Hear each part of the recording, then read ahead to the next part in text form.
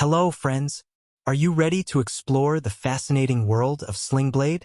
Released on November 22, 1996, this film has sparked endless discussions, and today, we're bringing you all the hidden gems, stunning details, and unforgettable moments.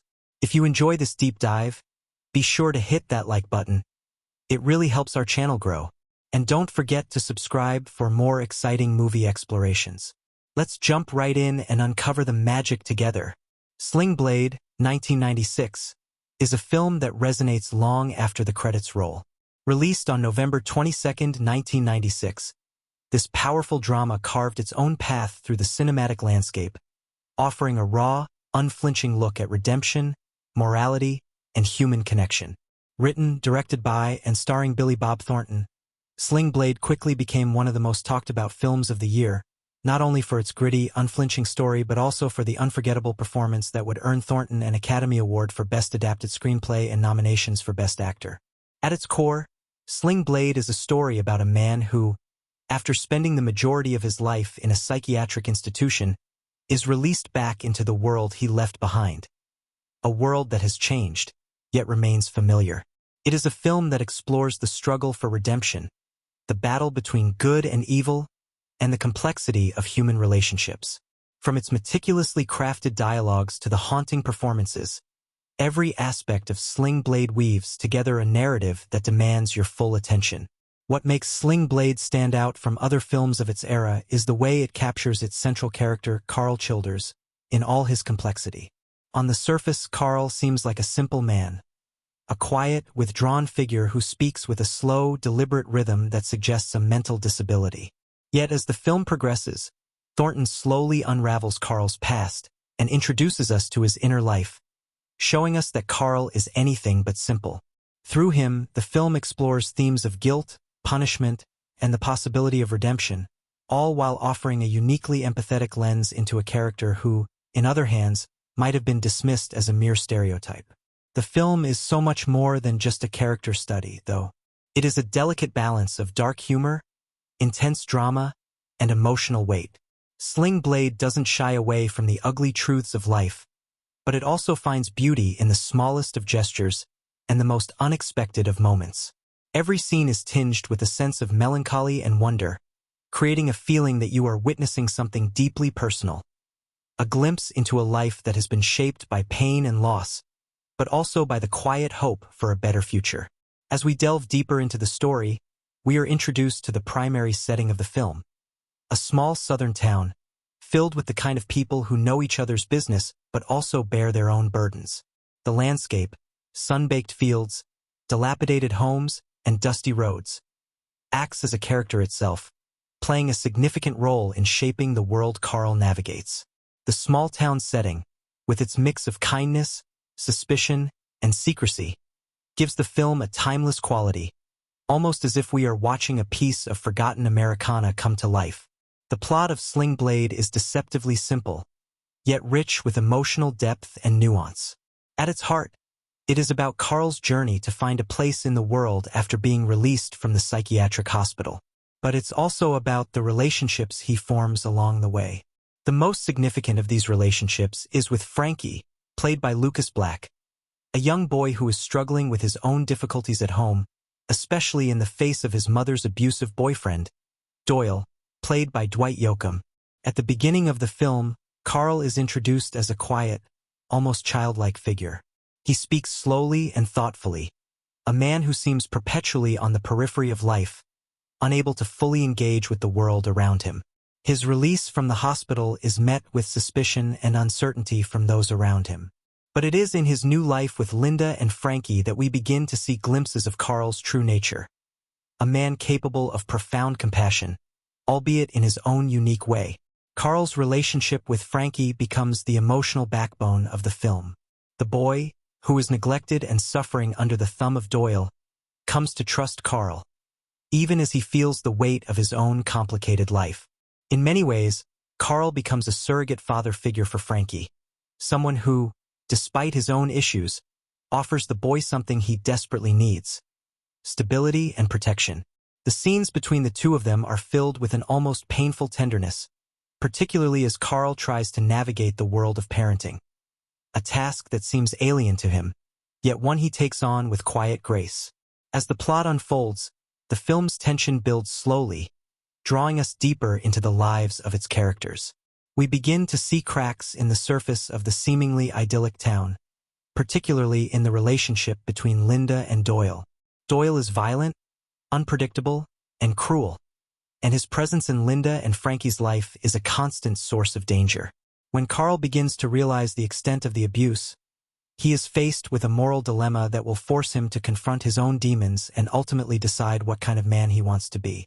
It's here that Sling Blade takes a dark and unexpected turn, and Thornton masterfully keeps the audience on the edge of their seats, not by resorting to cheap thrills or big twists, but through the careful building of tension.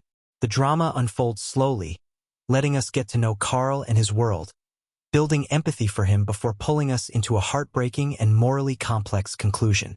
As Carl grapples with the choices before him, the film asks tough questions about violence, justice, and the possibility of redemption.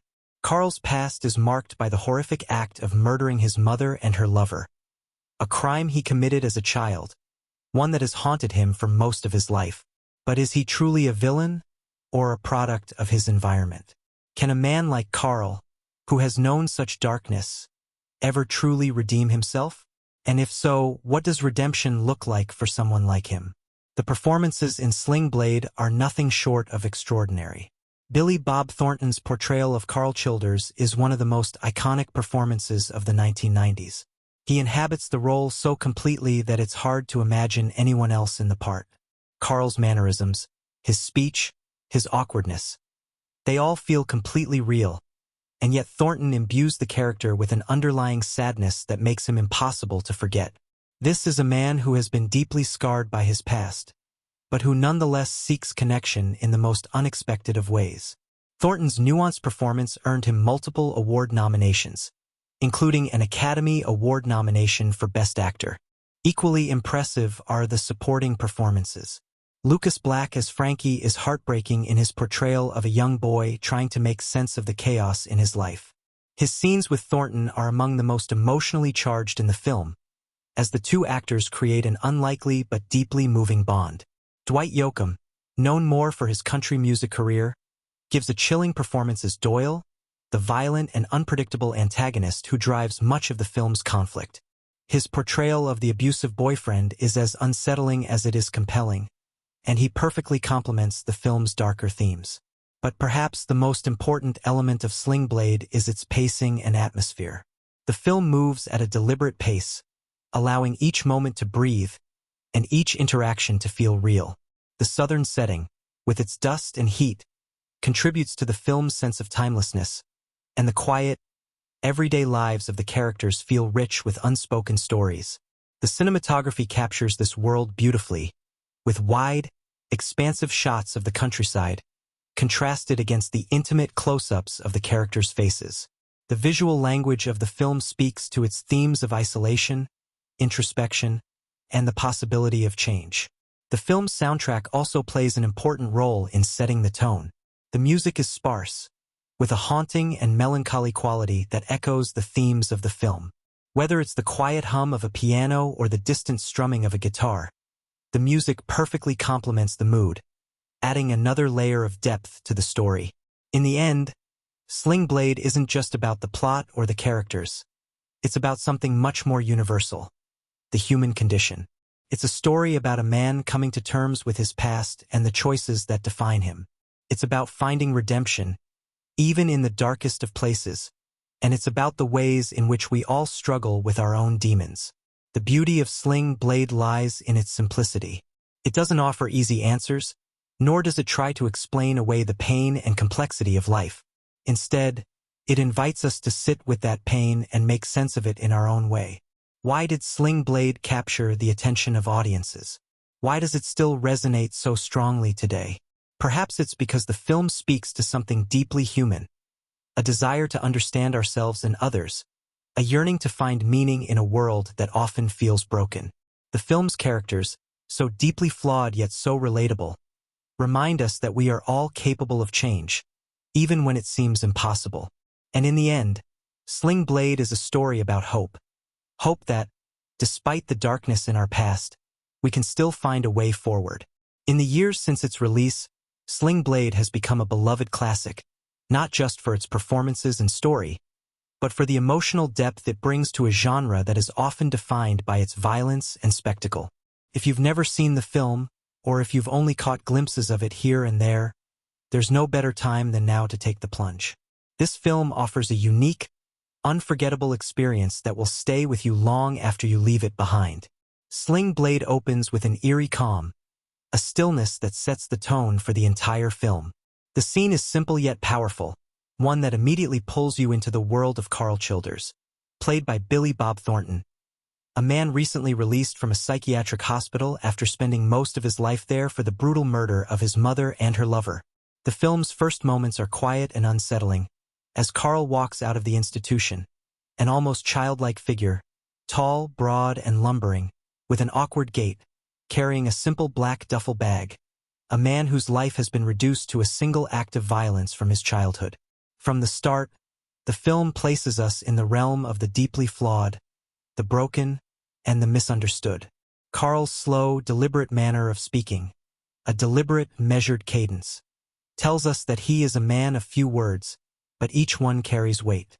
We are given only the faintest glimpses of his inner turmoil, a man who has been isolated for so long that even basic human interaction seems foreign to him. We learn that Carl's release was prompted by the decision that he no longer poses a threat to society. His crime, which he committed as a young boy, was an act of blind rage. He killed his mother and her lover, claiming it was out of mercy for his mother, who he believed was suffering in an abusive relationship. As Carl steps out into the world that has long since moved on without him, the audience is left to wonder how he will adjust to a society that has left him behind. Thornton's portrayal of Carl is mesmerizing. His facial expressions reveal a deep emotional scar, the weight of his past never far from his mind. But despite the bleakness of his history, there is a peculiar innocence to Carl. He is not a man motivated by malice or ill will. Instead, his actions seem guided by a deep, quiet morality, one that has been shaped by years of reflection behind the walls of the psychiatric hospital. Upon his release, Carl is sent to live in the small town that is the backdrop of the film. Here, the story takes root, introducing us to the other key characters who will define Carl's journey. The town, much like Carl, feels isolated and weathered.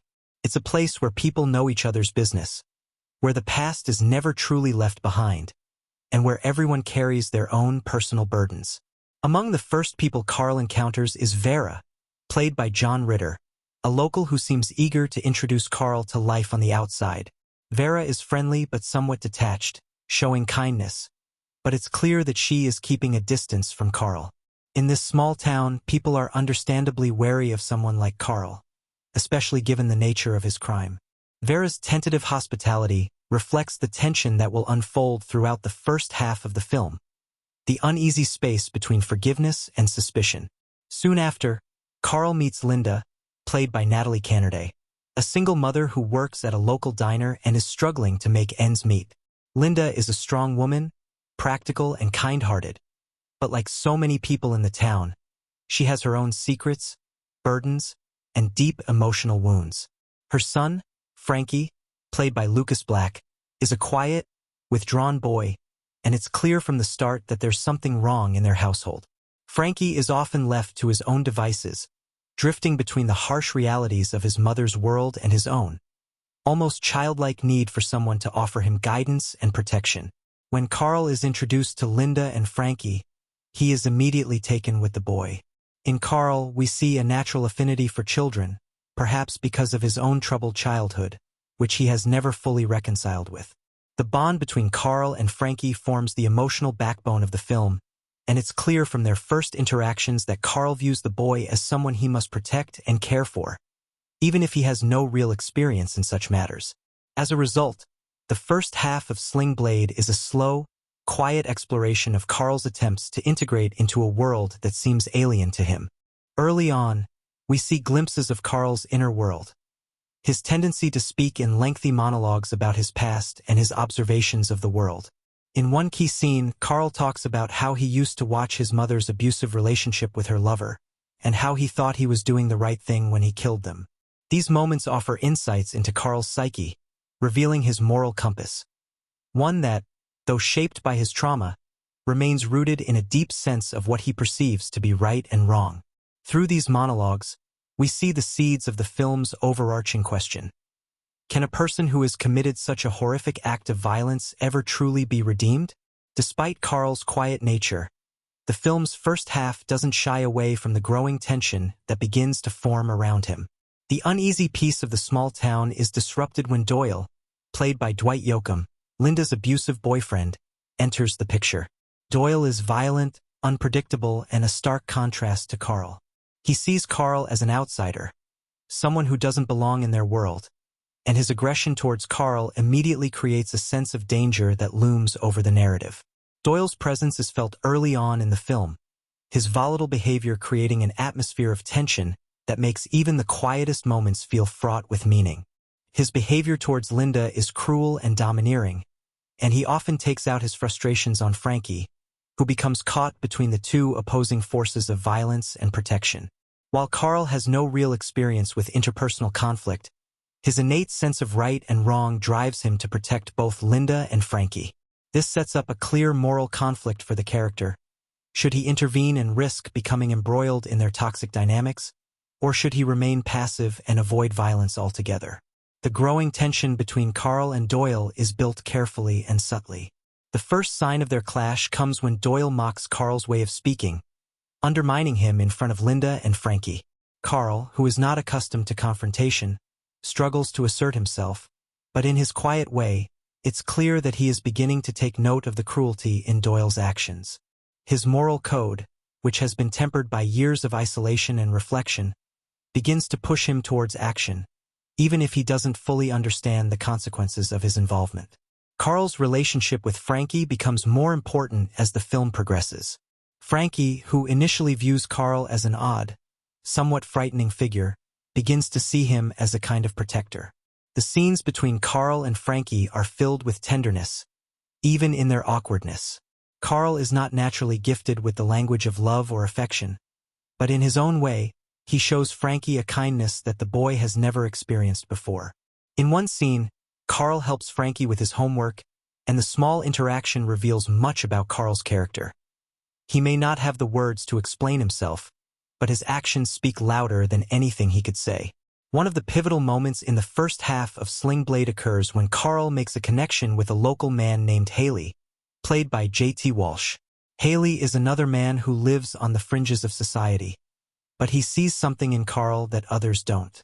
Their conversation touches on Carl's past, and it becomes clear that the wounds Carl carries are not just physical, but emotional, wounds that, despite years of isolation, have never truly healed. Haley's brief but important role in the film serves as a reminder of how deeply Carl is scarred by his past, and how this unresolved pain continues to affect his present. As the first half of Sling Blade unfolds, the narrative builds toward a pivotal moment of confrontation. The scenes between Carl, Linda, Frankie, and Doyle create an undercurrent of tension that seems to grow with every interaction. Carl's moral compass, shaped by his past, begins to push him toward a decision that could change the course of the film. Will he intervene to protect Frankie and Linda from Doyle's abuse? And if he does, what will that mean for his own sense of redemption? The pacing of Sling Blade is deliberate, with each scene building upon the last, subtly foreshadowing the eventual breaking point. From Carl's quiet interactions with the people around him to his internal monologues about right and wrong, the film creates a layered, immersive experience. The first half of the film sets the stage for the emotional and moral conflicts that will dominate the second half, laying the foundation for the intense and tragic decisions that will shape Carl's journey. In this first half, Sling Blade captures a portrait of a man caught between his painful past and his hope for a different future. The film's slow burn of tension, emotional depth, and haunting performances pull you deeper into its world, making it impossible to look away. As we watch Carl struggle with his newfound sense of agency in a world that seems both familiar and foreign to him, we are left asking ourselves, can a man truly change, or is he forever defined by his past? It's a question that will linger, unresolved, as the story progresses toward its inevitable, heartbreaking conclusion. As Sling Blade progresses into its second half, the quiet tension that has been building throughout the first part of the film begins to crack open, leading us toward a series of emotional revelations, confrontations, and devastating consequences. The stakes have been set: Carl's quiet, moral struggle, his budding relationship with Frankie, and the looming presence of Doyle, who continues to grow more unpredictable and dangerous with each passing day. What seemed like a slow, deliberate character study now evolves into a devastating confrontation of morality, justice, and redemption. By now, Carl's place in the small town feels both precarious and inevitable. The relationships that have been established begin to evolve, with the people around him slowly understanding the man behind the quiet exterior, even as he struggles to reconcile his past with his present. There is a palpable sense of impending change in the air, and with it comes the looming specter of Carl's own unresolved past, one that will resurface with an intensity that could shape his future forever. As the film transitions into the second half, Carl's connection to Frankie becomes the emotional heart of the story. The bond between them, initially awkward and tentative, deepens as they spend more time together. Carl, who has no real experience with children, becomes a steady presence in Frankie's life, offering him something he's never had: protection, attention, and the sense that he's worth something. Carl's way of showing affection is unorthodox, but in his own way, he becomes the father figure Frankie so desperately needs. However, as the relationship between Carl and Frankie deepens, so does the sense of danger. Frankie's life continues to be marked by the oppressive presence of Doyle, the cruel and volatile boyfriend of Frankie's mother, Linda. Doyle's character has been consistently violent, and his actions begin to escalate, creating an atmosphere of ever-present danger. He has no qualms about verbally abusing Linda and physically tormenting Frankie, and his presence seems to taint every interaction he has with others in the small town. Carl, of course, is aware of the situation. His protective instincts have been activated, and he is now deeply invested in Frankie's well-being. But the question that looms over Carl's actions is whether or not he will take the ultimate step of confronting Doyle, a man who, much like Carl himself, has a violent past but one that is marked by unrelenting cruelty. While Carl himself has spent years grappling with guilt and remorse over the violent act he committed as a child, Doyle's violence is much more direct, menacing, and unpredictable. It's clear that Carl's struggle is not just a personal one. It's a moral one that pits his desire to protect against the potential consequences of violence. The pivotal turning point in the second half of Sling Blade occurs when Carl, unable to stand idly by any longer, finally confronts Doyle. In one of the film's most harrowing moments, Carl's passive, introspective nature clashes violently with the reality of Doyle's brutality. This moment of confrontation is not just a clash between two men.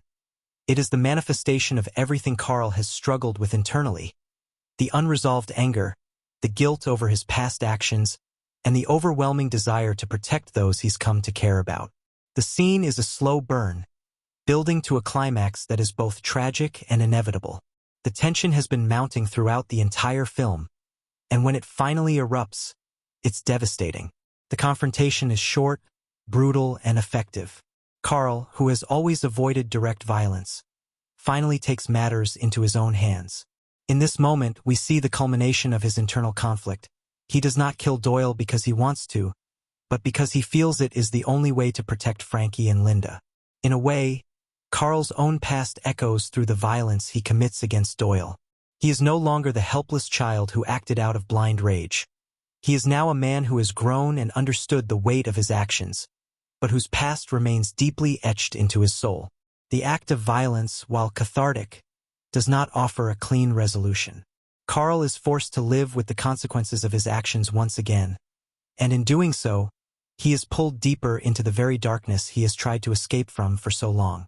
After the violent altercation with Doyle, the film takes a quieter turn as Carl returns to his routine, trying to come to terms with what he has done. The emotional fallout from the confrontation is palpable, and we see how it affects both Carl and those around him. Linda, while grateful for Carl's intervention, is left to confront her own feelings about the man who has now saved her and her son. It's a complicated emotional landscape, where gratitude, guilt, and confusion all collide. Linda's relationship with Carl is now irrevocably changed. She is no longer just a woman trying to make her way in the world, but someone who must navigate the aftermath of a violent act committed by a man she has come to trust. Meanwhile, Frankie, who has always been caught in the middle of a violent and dysfunctional home, begins to show signs of emotional trauma. His bond with Carl, which has been one of trust and protection, now takes on a more complicated dimension. He has witnessed violence, and it's unclear how he will process the act that Carl has committed in his defense. There's a heartbreaking quality to Frankie's reaction, a quiet sadness that lingers even in moments of tenderness. The weight of the world seems to rest on his young shoulders, and it's unclear whether he can escape the cycles of violence that have marked his life. The second half of Sling Blade is also marked by a growing sense of inevitability.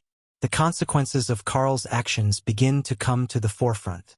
His decision to kill Doyle, while an act of protection, now threatens to unravel the fragile life he has tried to build with Linda and Frankie. Carl's internal struggle between redemption and violence is a constant, and as he becomes more entrenched in his actions, he must face the possibility that he can never truly escape his past. The act of protecting Frankie and Linda, while noble, has come at a great cost. In the final act of the film, the consequences of Carl's actions begin to take shape, leading to the heart-wrenching conclusion. Carl, unable to fully integrate into society and driven by the weight of his past, makes the decision to leave. The film's denouement is bittersweet, as Carl walks away from the family he has come to love, despite the fact that he has done all he could to protect them. There is a profound sadness to this decision. Carl is not the man he once was, but neither is he someone who can fully fit into the world around him. The quiet nature of the film's closing moments speaks volumes. Carl does not speak much, but the silence says everything. The final moments of the film are a mix of acceptance and resignation.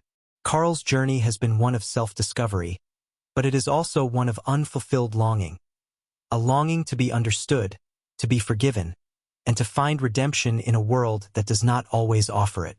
As he leaves Linda and Frankie, we are left with the haunting question of whether redemption is ever truly possible for someone like Carl.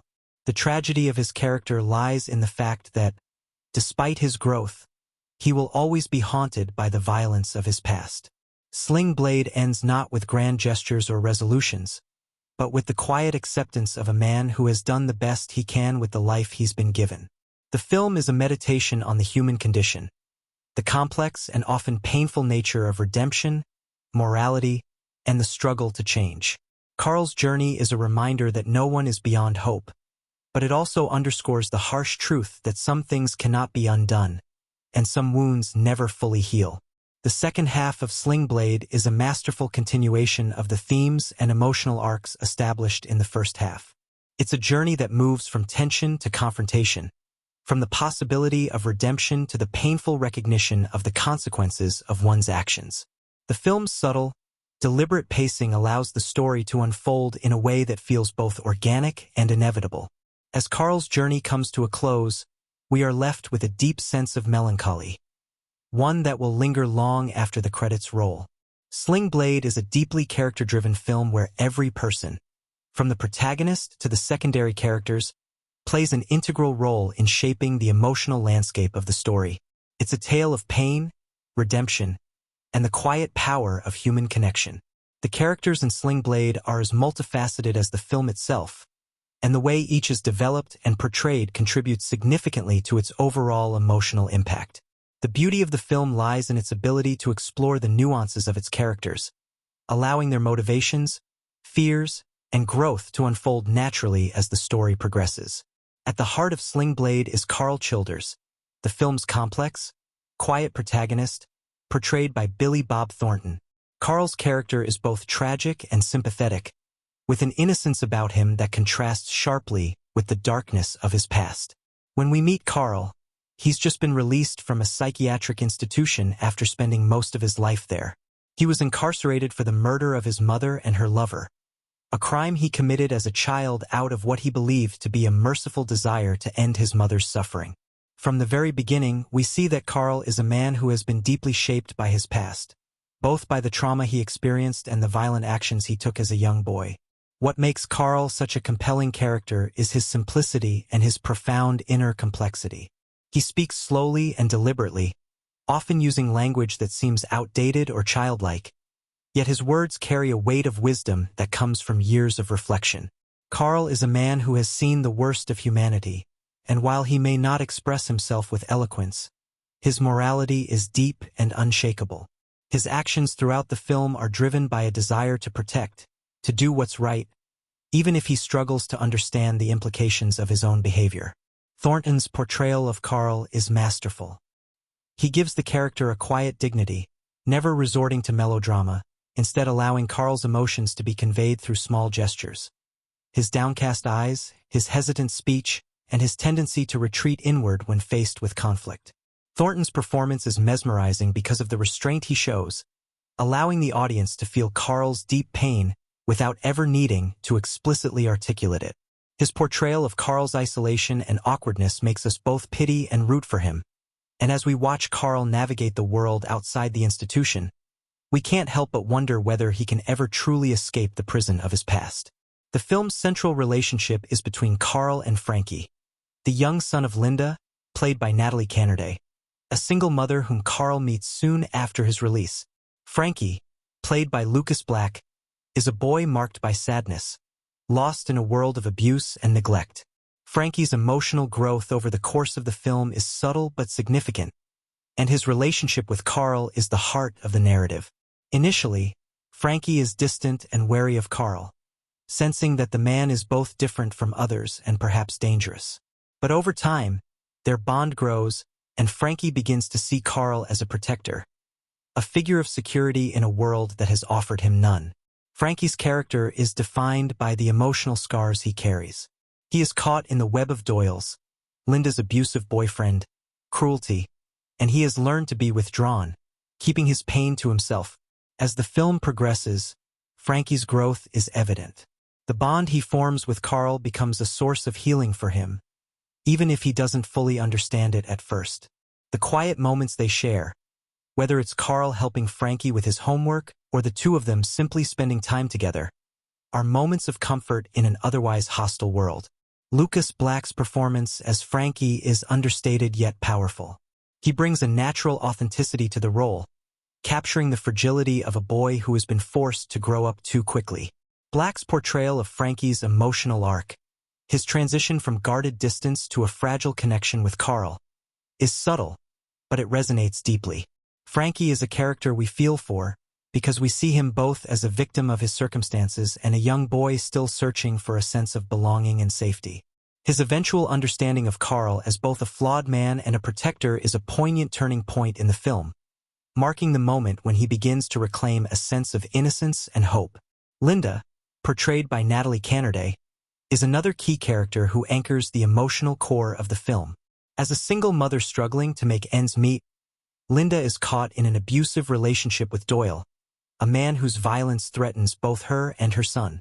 Linda is a woman of immense strength and practicality, yet she is also deeply worn down by the emotional and physical toll of her circumstances. She cares deeply for her son, but is too trapped in the cycle of abuse to break free. She is both sympathetic and tragic, caught between the desire to protect Frankie and the reality of her dependence on Doyle. Linda's role in the film is crucial because she represents the complexity of relationships that are often harder to break than they appear. Her attachment to Doyle, despite his cruelty, is both understandable and heartbreaking. She has learned to accept the pain as a part of life, and while she longs for a better future for herself and her son, she struggles to break free from the abusive dynamic. Linda's relationship with Carl becomes a source of solace for her, even though she's conflicted about his violent past and his ability to protect her and Frankie. Throughout the film, Linda wrestles with guilt, fear, and the desire to make the right choices for her family. Her character is not as easily defined as a victim or a savior. She's a woman doing the best she can in a world that offers little support. Cannerday's performance is grounded and nuanced. She doesn't overplay Linda's emotional turmoil, instead allowing the character to reveal herself in moments of silence, tension, and quiet decisions. Linda's evolution throughout the film mirrors the larger theme of redemption, as she too must come to terms with her past choices and her future. Her interactions with Carl are layered, as she learns to trust him despite the danger of his past. Her evolving relationship with Carl offers the hope that even people trapped in cycles of violence can find paths to change, however difficult. In contrast to the more sympathetic characters, Doyle, played by Dwight Yoakam, is the film's antagonist, and his role is central to the unfolding drama. Doyle is a man of cruelty, driven by a need for control and power. He is emotionally abusive to Linda and physically tormenting to Frankie, and his volatile, unpredictable nature brings an aura of menace to the film. Doyle is not a man who inspires empathy. Rather, he embodies a force of destructive energy. The power he holds over Linda is not just physical but emotional. He manipulates her with guilt, threats, and cruelty, and she, in turn, stays in the relationship out of fear and habit. Yoakam's portrayal of Doyle is chilling. He brings a physicality to the role, with sharp movements and a piercing stare that make Doyle feel dangerous even in his moments of relative calm. Doyle is a character who seems to revel in his own power, and Yoakam's performance fully captures the depravity of the character. His scenes with Carl are particularly tense, as Doyle's brutality is met with Carl's quiet, unyielding sense of morality. The final confrontation between the two men is inevitable, a clash of two figures who represent opposing forces of violence. Yet the emotional stakes of their interaction make it much more than just a physical altercation. Doyle's cruelty serves as the catalyst for Carl's final act of violence, as Carl is forced to choose between standing by and watching the abuse continue or intervening in a way that might not offer a clear resolution. The secondary characters in Sling Blade also contribute to the richness of the story. Haley, played by J.T. Walsh, is a local man who briefly engages with Carl in a scene that highlights the way Carl is both an outsider and someone deeply human. While Haley is not a major player in the story, his interaction with Carl adds a layer of complexity to the film's exploration of guilt, shame, and redemption. He represents a different facet of the town, one that is marked by the moral ambiguity that permeates the film. His brief encounter with Carl gives us a glimpse into the wider world Carl is struggling to reintegrate into, and the subtle reminder that redemption is not easily earned. Vera, played by John Ritter, is another secondary character who serves as a point of contrast to the rest of the town. Vera's polite and tentative nature serves as a foil to Carl's brutal honesty, and her role reflects the more conservative, judgmental side of the small town. Her interactions with Carl highlight the broader social dynamics at play, the assumptions people make about Carl based on his past, as well as the hesitation and wariness that come with being near someone who has committed violence. In sum, Sling Blade is a film that thrives on its characters, their complexities, their struggles, and their growth. Each character brings something vital to the story, whether it's Carl's quiet search for redemption, Frankie's desire for protection, or Doyle's unrelenting cruelty.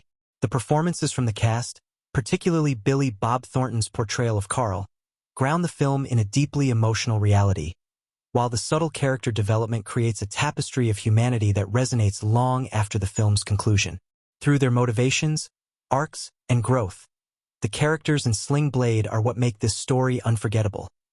A tale of pain, redemption, and the complexity of human nature. Sling Blade is a film that thrives not only on its raw emotional power and character depth, but also on its subtlety and layers of detail. For attentive viewers, there are a variety of hidden gems, Easter eggs, and symbolic elements woven throughout the film that deepen its impact and expand its meanings.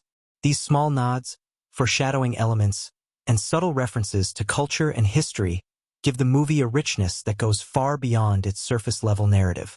Exploring these hidden details allows us to appreciate the film's craftsmanship and thematic complexity. One of the most notable hidden details is the way Carl Childers's past and his psychological state are reflected in his interactions with others, particularly his carefully structured language and the symbolism in the settings he occupies. Carl speaks in a deliberately slow, measured way, which at first seems like a mere quirk of his character.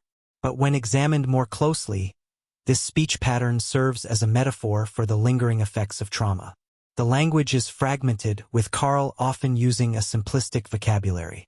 This choice not only speaks to his intellectual limitations due to the trauma of his childhood, but also hints at how he has been frozen in time since the moment of his confinement. His sentences rarely flow smoothly, and he often pauses for long periods, reflecting his careful, almost childlike deliberation before he speaks or acts. This pacing mirrors the slow healing process he has undergone in the psychiatric institution. In this sense, Carl's deliberate slowness of speech is more than just an affectation.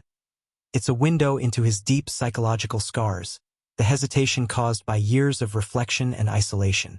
Another powerful detail that reflects Carl's trauma is his method of telling his story about the murder of his mother.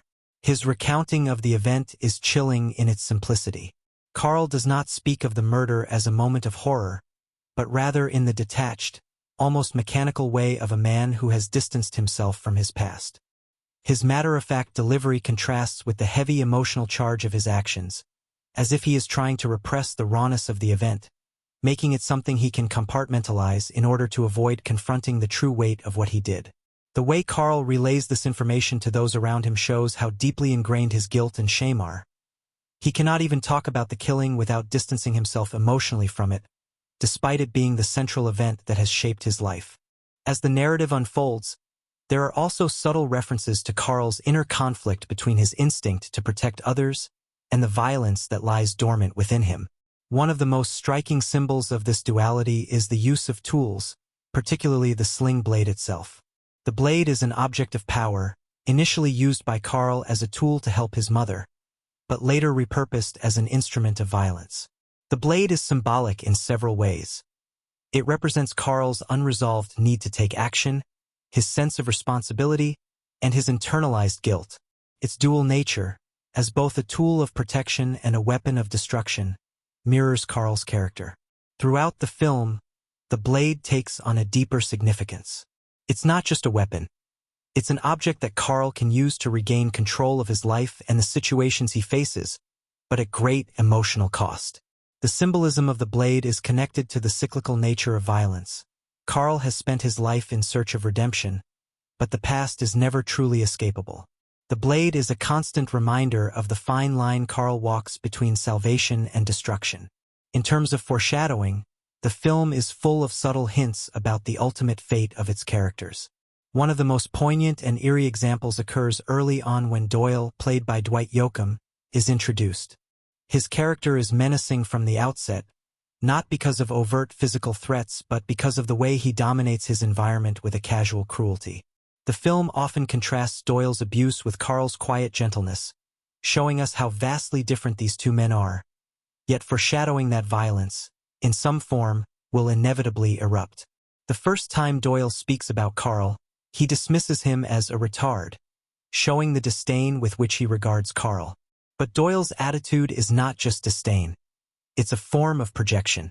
Doyle sees Carl's brokenness and, instead of trying to understand him, chooses to mock and belittle him.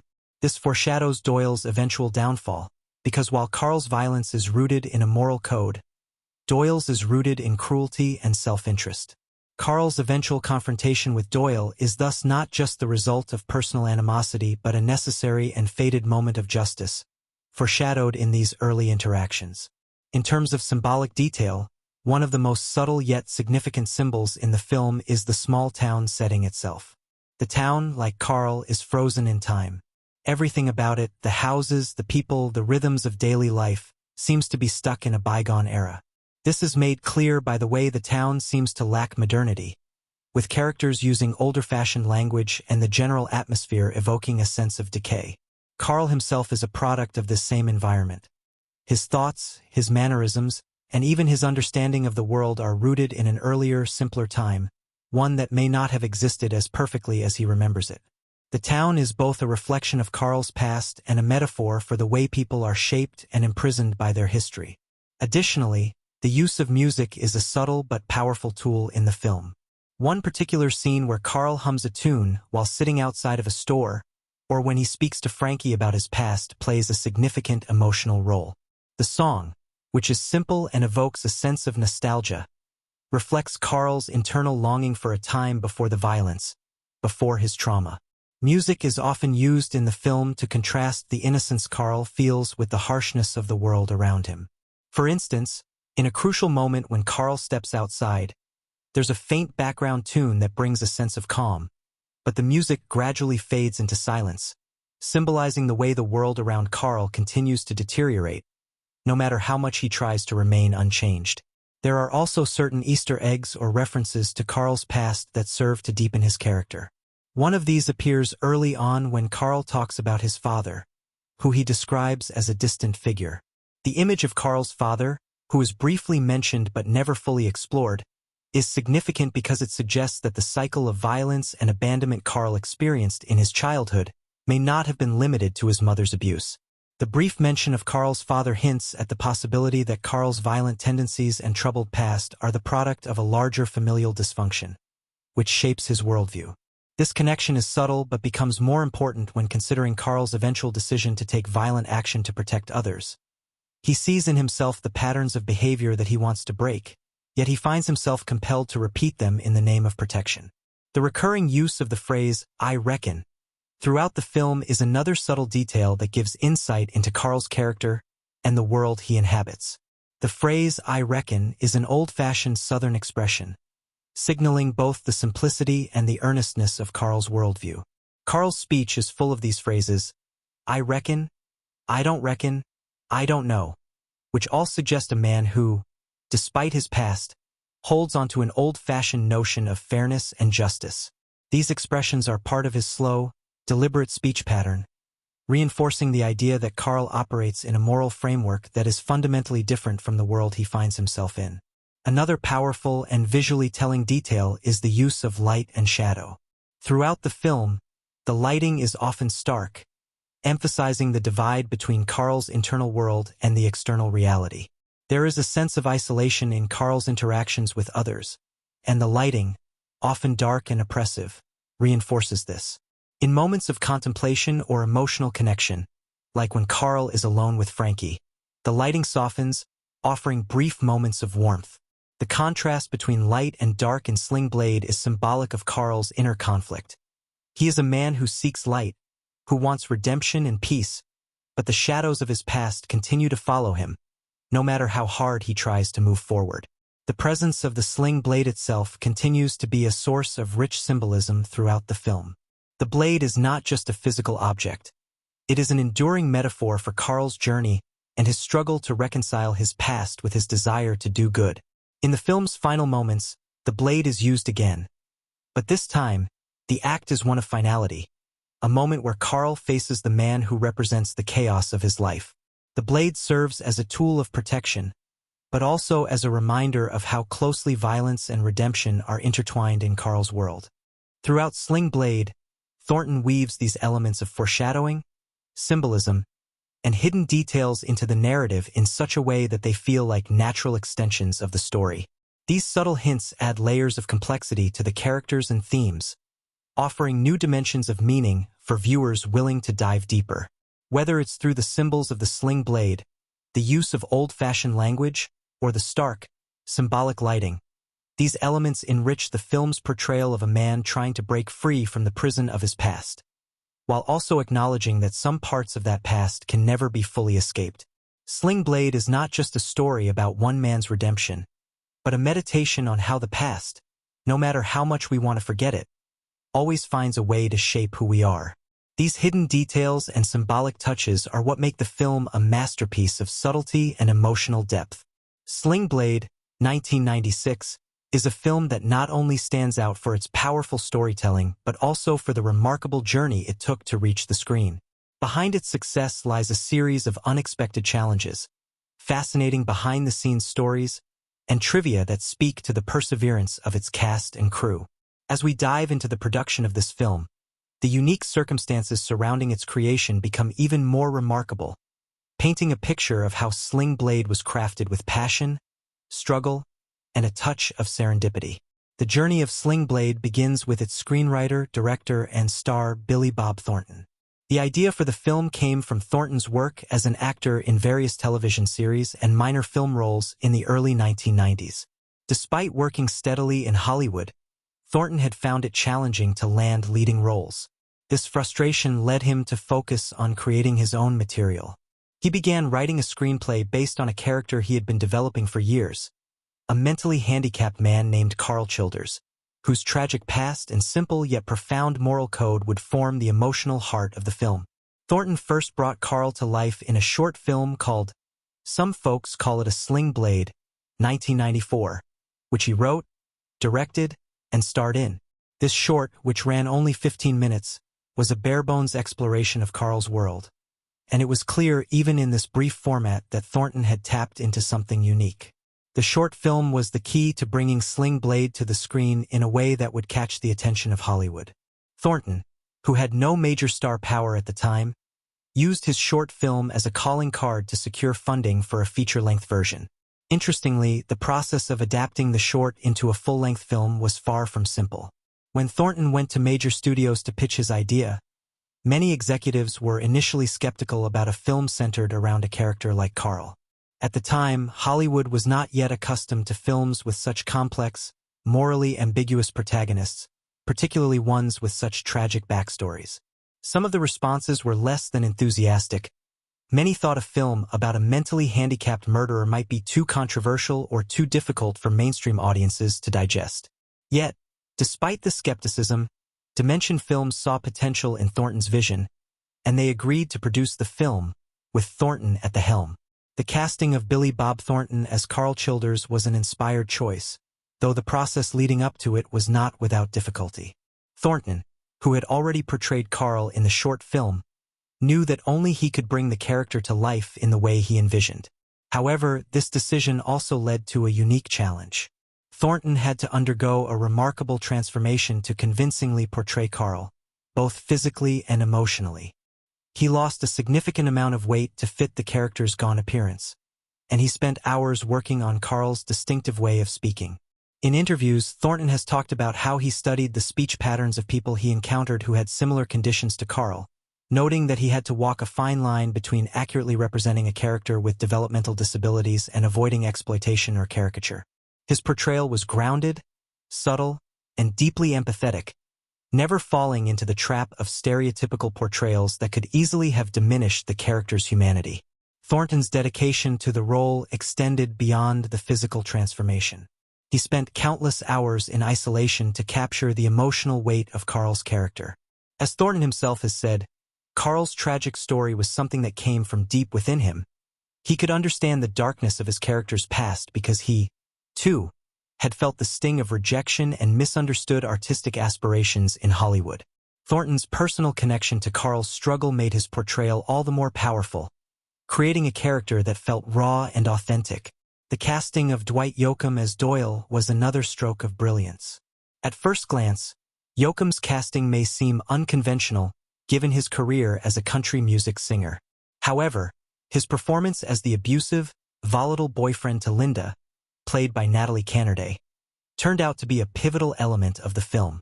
Yoakam's portrayal of Doyle is menacing not because of physical stature but because of the quiet, terrifying malice he conveys with every word and glance. Thornton, who had been friends with Yoakam for years, saw something in him that most directors might have overlooked. Yoakam, known for his quiet demeanor in public life, was able to tap into a dark side of his personality for the role, creating a character who is both terrifying and tragic. Doyle's subtle cruelty is a perfect foil to Carl's simplicity and vulnerability, creating a dynamic that is emotionally charged and deeply unsettling. John Ritter, who plays Vera, also gave a standout performance. Ritter was primarily known for his comedic roles before Sling Blade, and his casting in such a dramatic, emotionally heavy role was a departure from his usual type. It was a decision that initially raised eyebrows, but as the film's release proved, Ritter's vulnerability and depth brought an unexpected layer of complexity to his character. Ritter's portrayal of the well-meaning yet emotionally conflicted man who tries to help Carl showcases his ability to handle serious material with sensitivity. Tragically, Ritter's performance in Sling Blade is one of his most beloved, as it came shortly before his unexpected death in 2003. His work in Sling Blade is considered one of his finest, a performance that was rich with empathy and subtlety. Another key piece of the film's success was the set design. The setting of the small town in Arkansas, with its rundown homes and barren fields, was integral to establishing the film's tone. The set designers worked to create an environment that felt isolated, bleak, and worn down by time, much like Carl's own life. The townspeople's homes, with their outdated furniture and neglected exteriors, visually represent the inertia that has marked Carl's life in the psychiatric institution. The environment serves as a reflection of Carl's emotional landscape, a place where time seems to stand still, where the scars of the past can never truly heal. The production of Sling Blade was not without its challenges. Filming on location in small towns in Arkansas meant that the crew had to deal with unpredictable weather conditions, particularly during the winter months. Additionally, the film's low budget meant that many of the crew members wore multiple hats. One of the film's cinematographers, for instance, also served as the gaffer and lighting technician. The tight budget also led to creative problem-solving, with the filmmakers using practical effects instead of CGI to achieve the film's emotional impact. One such moment is the iconic scene where Carl confronts Doyle. The scene, which leads to the film's shocking climax, was shot with minimal special effects, relying instead on the raw power of the performances and the tension built up throughout the narrative. This reliance on realism, rather than spectacle, became one of the defining elements of the film. The film's modest budget also meant that it was not immediately expected to become a box office success. However, Sling Blade quickly defied expectations, earning over $24 million in the United States, a considerable sum for an indie film at the time. It also garnered critical acclaim, with many praising Thornton's script, direction, and performance. The film's unexpected success was a testament to the talent and determination of its cast and crew. Despite the initial doubts from some quarters, Sling Blade became a sleeper hit, largely driven by word of mouth and the powerful emotional connection it forged with audiences. One of the most remarkable aspects of Sling Blade's production is how much of the film's emotional power comes from its simplicity. The film's visual style is unobtrusive. There are no flashy camera movements or overly stylized shots. Instead, the focus is on the characters and the raw emotions they evoke. This focus on emotional realism extends to the film's dialogue, which is often slow and deliberate, giving the actors space to inhabit their roles. The pacing of the film is also deliberate, allowing the audience to sit with the characters and experience their internal struggles. The film's success was not just a victory for the cast and crew. It also marked a turning point for Billy Bob Thornton's career. After Sling Blade, Thornton became a sought-after talent in Hollywood, earning a place in films like A Simple Plan, 1998, Armageddon, 1998, and The Man Who Wasn't There, 2001. His success was a vindication of his decision to pursue his own vision and create a film that, while difficult to sell initially, ultimately resonated deeply with audiences. Billy Bob Thornton's experience with Hollywood after Sling Blade became known for his rebellious, anti-Hollywood attitude and his distaste for the fame game. It's said that he never sought to become a major movie star in the traditional sense. Instead, Thornton remained focused on pursuing roles and projects that spoke to him on a personal level, reflecting his desire for creative control and authenticity. His work in Sling Blade cemented him as a writer-director with a distinct voice in Hollywood, one that would continue to influence his work in the years to come. Sling Blade also became a film that resonated deeply with audiences due to its depiction of loneliness, redemption, and the complexities of the human spirit. The movie's legacy is not just one of artistic achievement, but also of perseverance in the face of adversity, both in the making of the film itself and in the characters it portrays. Through its raw performances, understated style, and deep emotional core, Sling Blade stands as a testament to the power of storytelling and the human desire to make sense of a broken world. Ultimately, Sling Blade stands as an achievement not just because of its compelling characters and profound themes, but because it was born out of an environment of struggle and doubt, proving that sometimes the best films are the ones that come from those who are willing to take risks and break away from the conventions of the industry. In Sling Blade, every scene is meticulously crafted to build the emotional weight of the story and explore the nuances of its central character, Carl Childers. The film operates on an intimate, almost quiet level of storytelling where the silence between words is just as powerful as the spoken dialogue. In order to understand the profound emotional and thematic impact the film has, it's necessary to critically explore its key moments, those turning points that define the narrative and transform Carl from a figure of sympathy into one of tragic moral complexity. One of the first pivotal moments in Sling Blade occurs very early in the film, when Carl is first introduced to the audience. The simplicity of his life in the psychiatric hospital stands in stark contrast to the complicated, violent history we will soon learn about him. When Carl is released and taken into the care of his old acquaintance, Frankie's mother Linda, played by Natalie Cannerday, we are immediately given a glimpse into the tension that exists between Carl's calm demeanor and the volatile nature of the world around him.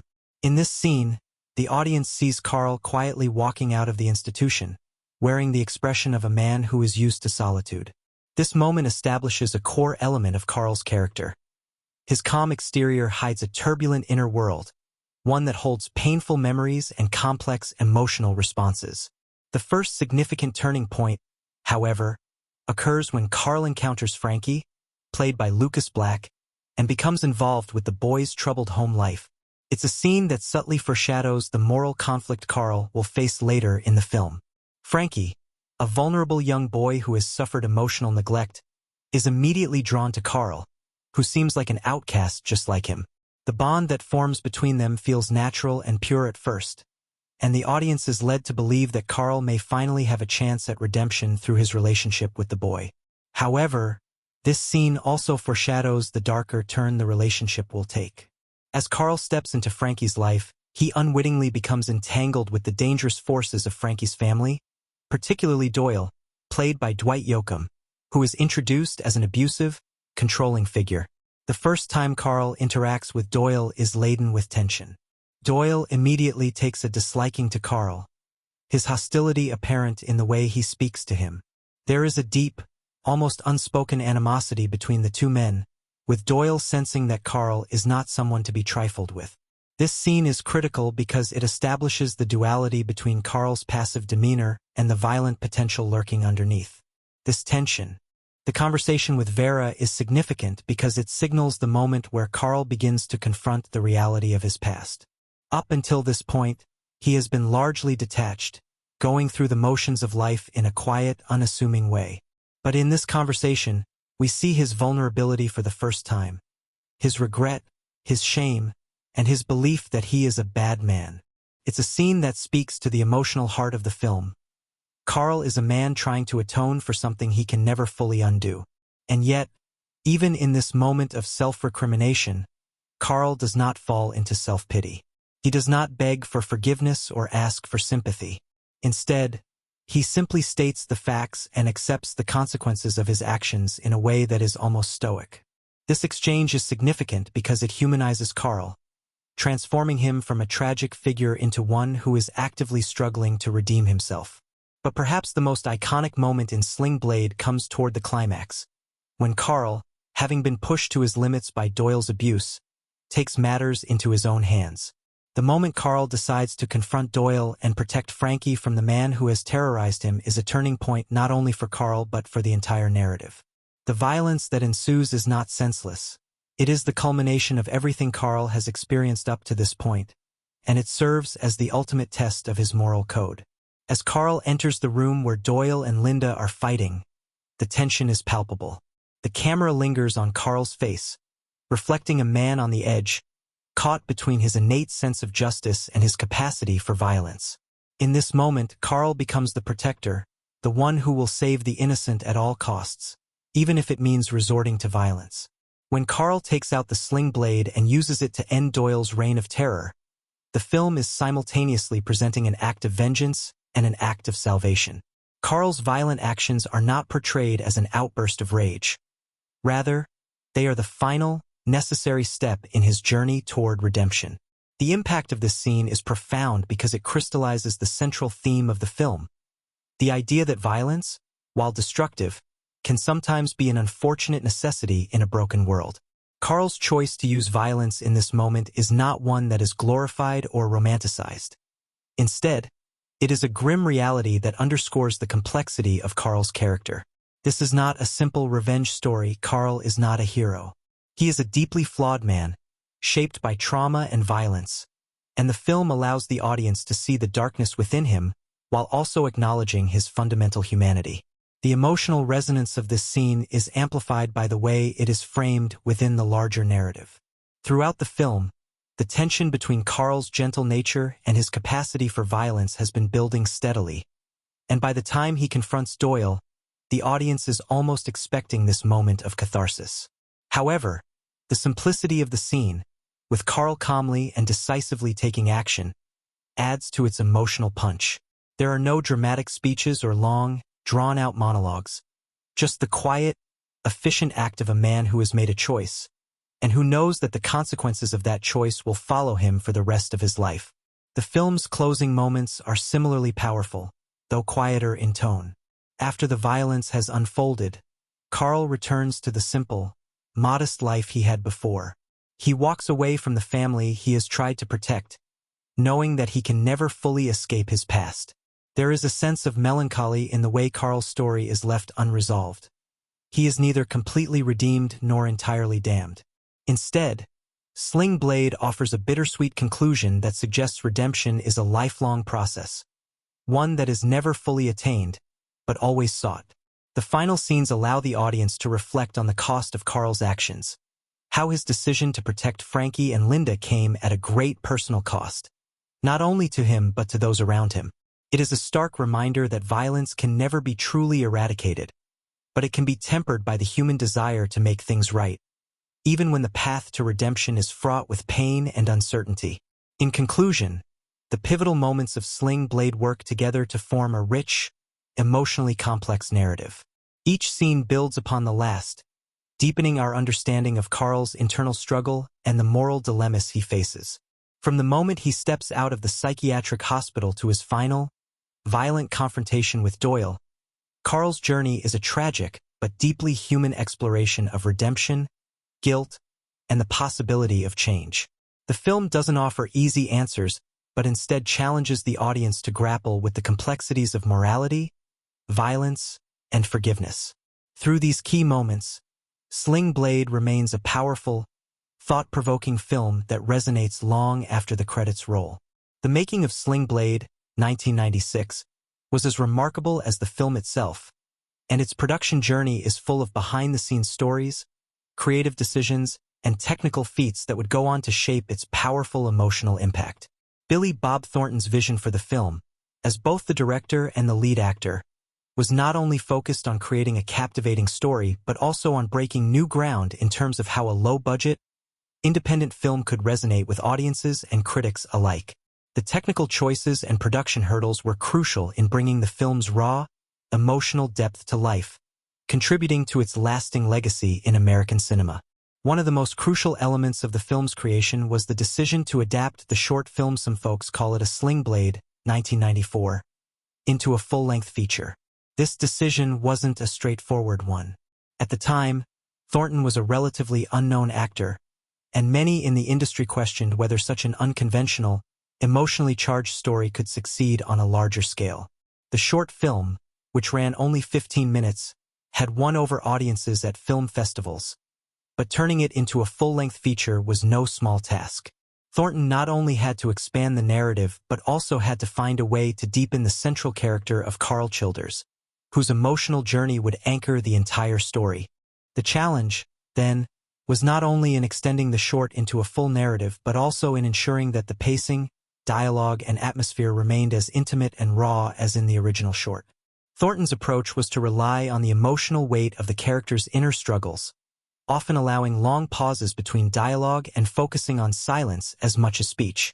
This decision was driven by Thornton's deep understanding of the character of Carl, who is taciturn and slow to speak, but whose actions and expressions convey a great deal of unspoken emotion. The script, therefore, became a series of quiet moments that allowed the audience to interpret the emotional subtext, rather than a barrage of exposition. This approach gave the film a sense of authenticity that matched the themes of isolation, guilt, and redemption. While Thornton's writing and direction were instrumental in the film's success, the technical aspects of Sling Blade were also key to its impact. The cinematography, under the guidance of Barry Markowitz, is one of the film's defining features. Sling Blade is not a film that relies on flashy visual effects or complex camera work. Instead, Markowitz and Thornton opted for a more subdued, naturalistic visual style that complemented the story's emotional undercurrents. The decision to shoot with natural light whenever possible helped ground the film in the real world, giving it a documentary-like feel that allowed audiences to immerse themselves in Carl's world. The subtlety of the cinematography mirrors the quiet, unassuming nature of Carl himself. The camera often lingers on the actor's face, allowing the audience to read the subtle changes in his expressions, particularly during moments of emotional tension or internal conflict. Another notable technical choice was the film's sound design, which was crucial in enhancing its immersive quality. The sound team, led by David A. Stern, made deliberate decisions to let silence speak as much as the dialogue. In a film that relies so heavily on the emotional interiority of its characters, silence becomes an essential tool. The lack of a bombastic musical score, which is often typical of films aiming for emotional resonance, makes the few musical moments in Sling Blade even more powerful when they do appear. A soft piano melody, for example, echoes some of the more somber scenes, but for the most part, the absence of music heightens the tension, forcing the audience to focus on the subtle emotional shifts in the dialogue and performance. The technical choices around location shooting were another significant aspect of Sling Blade's production. The film was shot on location in Arkansas, with the small town serving as a backdrop to Carl's story. The decision to film in an actual rural town, as opposed to creating sets, allowed the filmmakers to capture a rawness that would have been hard to replicate on a soundstage. The small, run-down houses, the barren fields, and the decrepit town structures all serve as visual metaphors for the internal world of the characters, particularly Carl. The cinematography captured these environments in ways that accentuated the film's themes of decay and stagnation. It's easy to see how the rural setting mirrors Carl's own life, a life that has been trapped in isolation for years, unable to grow or heal. Anecdotes about the film's production process reveal the kind of improvisational spirit that helped bring Sling Blade to life. For example, Thornton's decision to cast Dwight Yoakam as Doyle was unconventional at first glance. Yoakam was primarily known as a country music star, and his casting was initially met with skepticism. However, Thornton saw something in Yoakam that other directors didn't, an intensity and a rawness that would perfectly embody the character of Doyle, who is abusive, violent, and manipulative. Yoakam, despite his initial hesitations, embraced the challenge of playing such a dark role. His portrayal of Doyle remains one of the film's most memorable performances, with Yoakam's quiet menace standing in stark contrast to Carl's simplicity. Similarly, John Ritter's casting as Vera, a kind-hearted man who tries to protect Frankie and provide support to Carl, was a brilliant choice that took many by surprise. Known primarily for his comedic roles, Ritter's dramatic performance in Sling Blade was a revelation. Thornton's decision to cast Ritter was not just about taking a risk. It was about choosing an actor who could bring depth to a role that was often understated and deeply human. Ritter's performance as Vera gives the film an added emotional layer, with his vulnerability and goodness providing a stark contrast to the harshness of Carl's world. One of the most extraordinary aspects of the film's behind-the-scenes process was the creation of Carl's character. Billy Bob Thornton's performance as Carl Childers is one of the most studied in modern cinema for its subtlety and depth. The process of transforming into Carl involved much more than just adopting a particular way of speaking or walking. Thornton delved deeply into understanding the psychology of a person who had lived a life of both trauma and isolation. To prepare for the role, Thornton spent time observing people who had similar mental and emotional conditions to Carl's, carefully studying their mannerisms and speech patterns. It was an intense process that required Thornton to channel a great deal of emotional pain. Pain he himself had experienced as an actor struggling to find his place in Hollywood. His portrayal of Carl is often described as a delicate balance of sympathy and discomfort, a reminder of how a life can be altered by both the goodness and the darkness within. The authenticity of Carl's portrayal also extended to his physical appearance.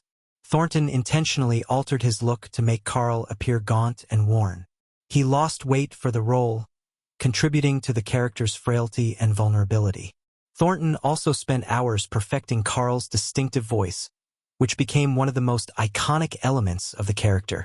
His voice, slow and deliberate, is filled with emotion but never overstates what Carl is feeling. This nuanced performance was complemented by the incredible work of the film's makeup and costume team, who gave Carl the appearance of a man who had been trapped in his own world for years, creating a visual representation of his inner torment. The process of editing Sling Blade was another crucial part of its final form. The film's editing, led by Scott Smith, maintained the slow, deliberate pacing that is characteristic of Thornton's script. It allows the audience to linger in the emotional moments and draw meaning from the silences. Every cut is purposeful, every transition subtle, reinforcing the idea that this is a film about the quiet spaces between words and actions. The pacing was instrumental in giving the film its emotional rhythm, making the moments of violence all the more shocking by the time they arrive. The rural setting of the film is another important symbolic element. The film was shot in a small town in Arkansas, and the setting itself plays a significant role in the themes of the story. The town is a microcosm of the world Carl inhabits, a world marked by economic hardship, limited opportunity, and a deep sense of isolation. The characters, like Carl, live lives that are small and insular, and this rural environment amplifies their sense of being trapped in circumstances they cannot control. The town, with its dilapidated houses and empty streets, evokes a sense of stagnation. Carl's world, much like the town itself, is one of decay, a place where people are stuck in cycles of poverty, violence, and dysfunction. The rural setting reinforces the idea that Carl's personal struggle is tied to larger social issues of class, poverty, and social isolation that affect people across generations. At the same time, the film's rural setting is a place of healing and possibility. It is in this small, seemingly insignificant town that Carl's story unfolds, and it is also where he begins to experience the possibility of connection with others. His relationships with characters like Linda, Frankie, and Vera serve as a counterpoint to the isolation that dominates much of his life. These characters, while flawed in their own ways, offer Carl a glimpse of what it means to build relationships based on trust, kindness, and shared humanity. It is through these connections that Carl begins to confront his past and contemplate the possibility of redemption. The character of Carl Childers also provides a rich terrain for exploring the social commentary woven throughout the film. Carl is a character who embodies the tension between masculinity and vulnerability. Raised in a society where men are expected to be tough, self-sufficient, and unemotional, Carl's emotional fragility and sensitivity are at odds with the conventional ideals of masculinity. His slow, deliberate speech and his calm demeanor set him apart from other characters in the film, particularly Doyle, who represents the extreme, toxic end of masculinity. Doyle is loud, domineering, and violent, asserting his masculinity through control and intimidation. In contrast, Carl's masculinity is quieter and more subdued, emphasizing gentleness and the desire to protect others.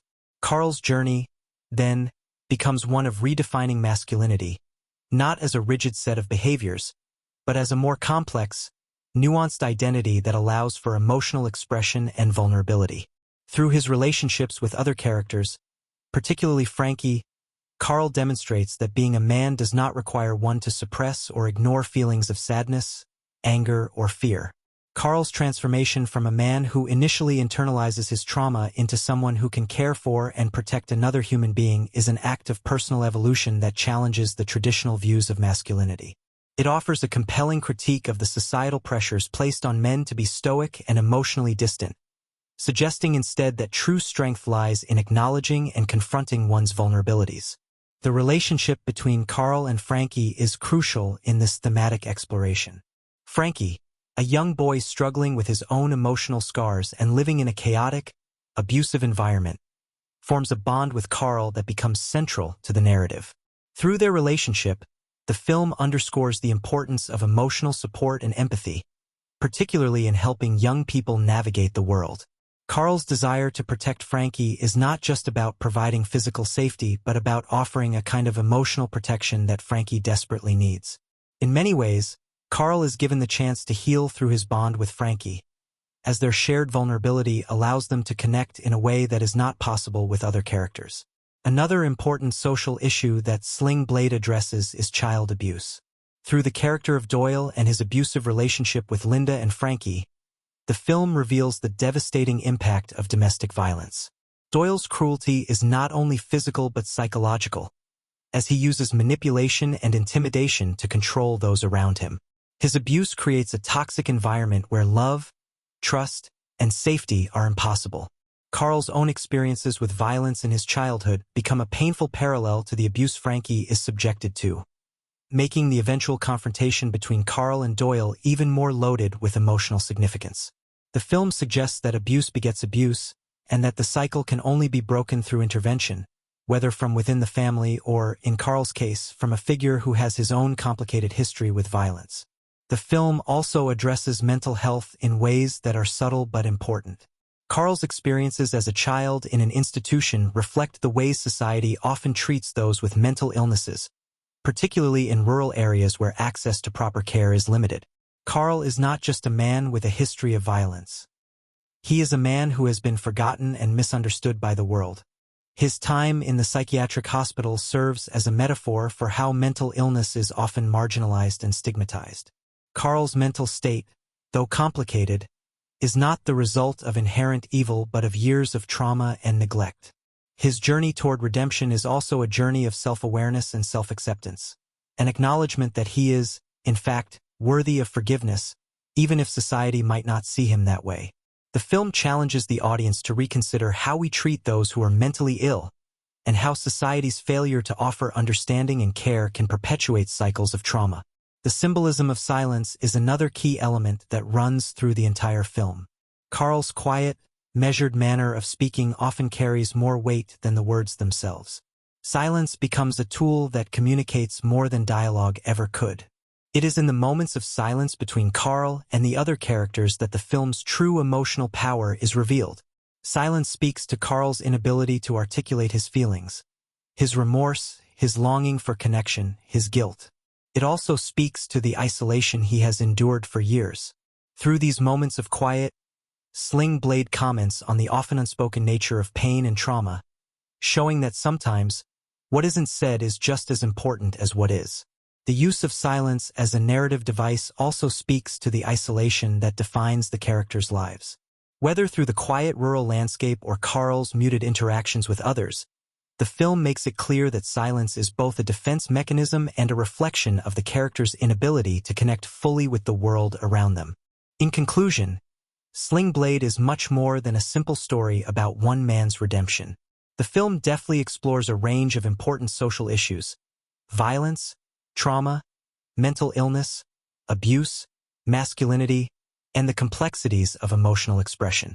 Through its characters, setting, and symbolic elements, Sling Blade offers a profound commentary on the human condition, forcing the audience to confront the often unspoken realities of suffering and the possibility of healing.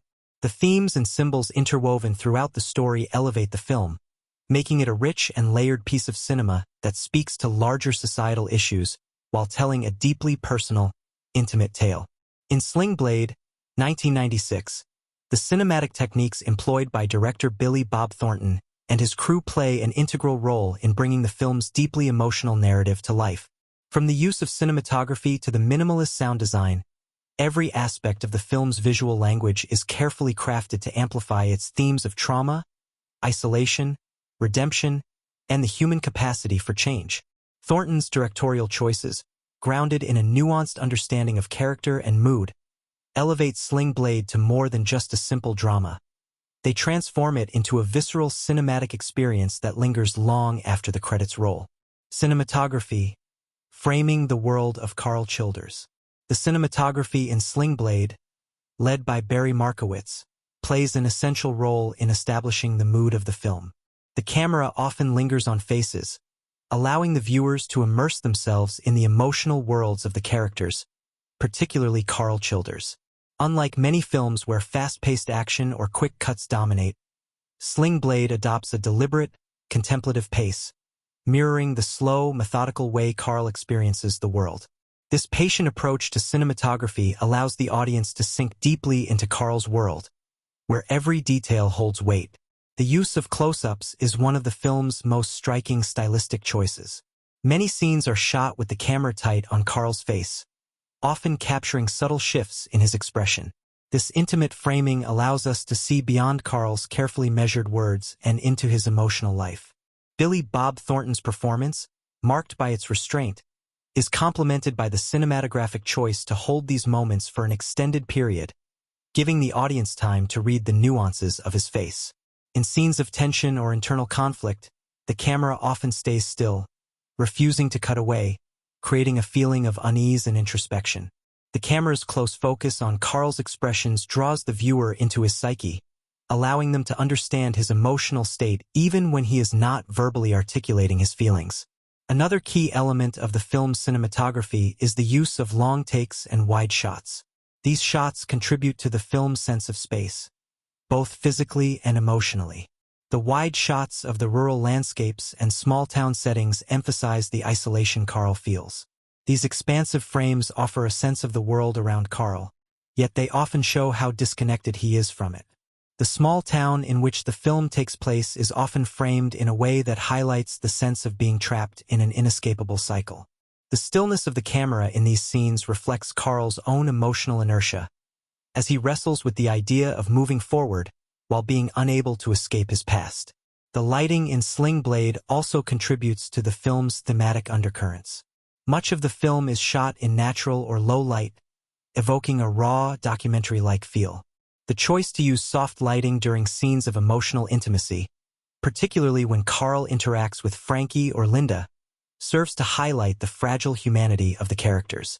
These softer lighting moments contrast with the harsher, more jarring lights in scenes involving Doyle. The contrast between the warmth of Carl's interactions with others and the cold, clinical environment surrounding Doyle is striking. It speaks to the duality of the characters, Carl's inner struggle to find compassion and kindness, and Doyle's embodiment of cruelty and violence. The film's lighting design also ties into its sense of realism. The muted tones, dimly lit rooms, and shadowy corners create a gritty atmosphere that speaks to the film's theme of decay, both in the town and within the characters themselves. The lighting does not glamorize or romanticize the world Carl inhabits.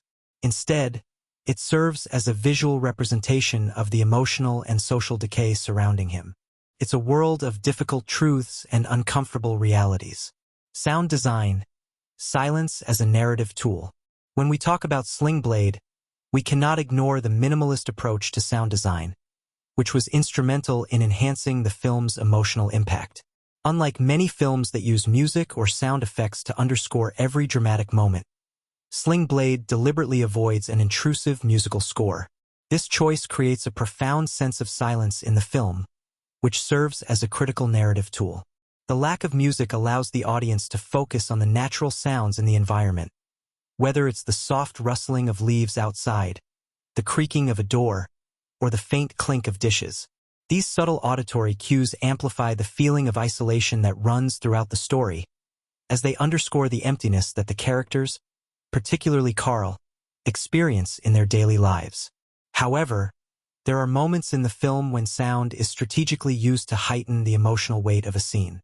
For example, in moments of intense emotional vulnerability or violence, the sound design shifts to bring a heightened sense of tension.